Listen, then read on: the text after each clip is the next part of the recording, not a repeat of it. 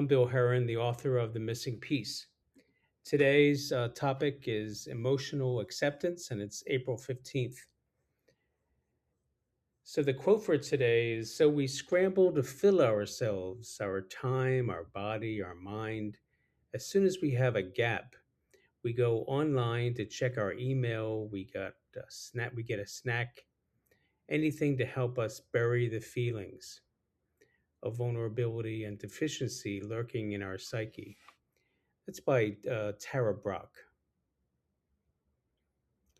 Taking responsibility for thoughts, emotions, words, and actions is the most natural choice for anyone wanting to maximize their own agency and increase relational satisfaction with others.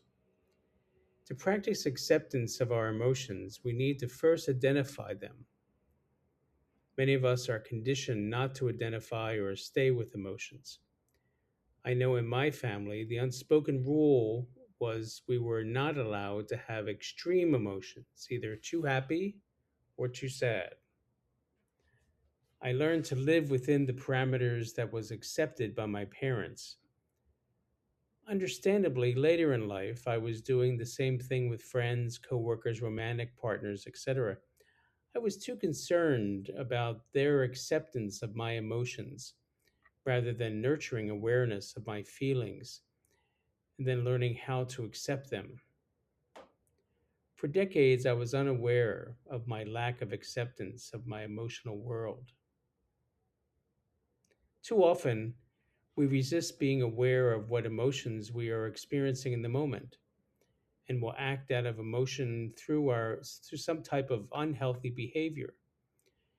For example, someone who may be unaware of how unhappy they are in a marriage may act out by having an affair instead of acknowledging the reality of unhappiness they feel in the relationship. Not accepting emotions that you clearly have been feeling in the form of pushing back on reality itself. We often see this with alcoholics or addicts. The inability to identify and stay with the emotion can result in many I call sleepy behaviors and attitudes. Spiritually, we must see our emotions as gifts. It is part of what makes us fully alive.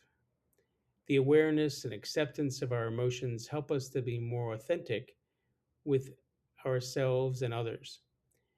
If our emotions are perceived as overwhelming or harmful to our health, then we should seek help from a loved one or a professional.